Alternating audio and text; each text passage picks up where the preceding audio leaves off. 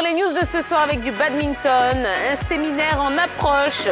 Les 30 et 31 octobre prochains, la Fédération ivoirienne de badminton organise un séminaire de formation avec 20 enseignants pour le badminton en milieu scolaire.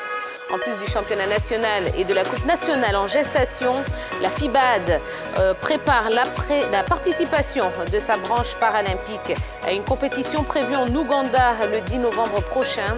6 athlètes en état de handicap ont été cooptés pour prendre part à ce voyage. Du basketball à présent, la FIBB veut accueillir la Coupe du Monde.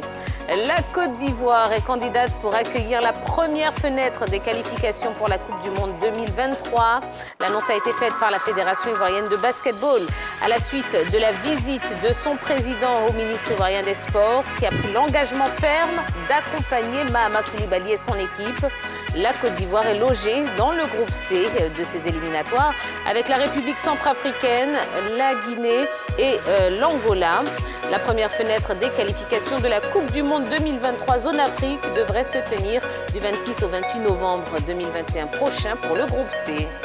Et puis en football, Seko Fofana, joueur de septembre. Avec 67 ballons touchés en moyenne, 88,8% de passes réussies et 5,5 ballons récupérés. Seko Fofana a été élu joueur du mois de septembre en Ligue 1 française.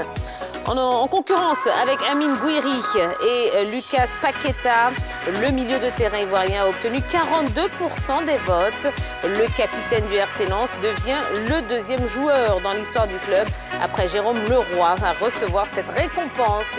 Et puis, dernière information de ce LGT News, Djouma Saïd démarre avec un doublé.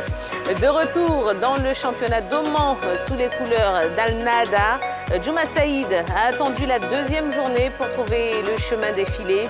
L'international ivoirien s'est offert un doublé lors de la réception de Saham. Une performance qui a contribué à la victoire 4-0 d'Al-Nahda qui enchaîne un deuxième succès consécutif avec en prime la place de leader du championnat. Voilà, en ce qui concerne les news de ce soir, eh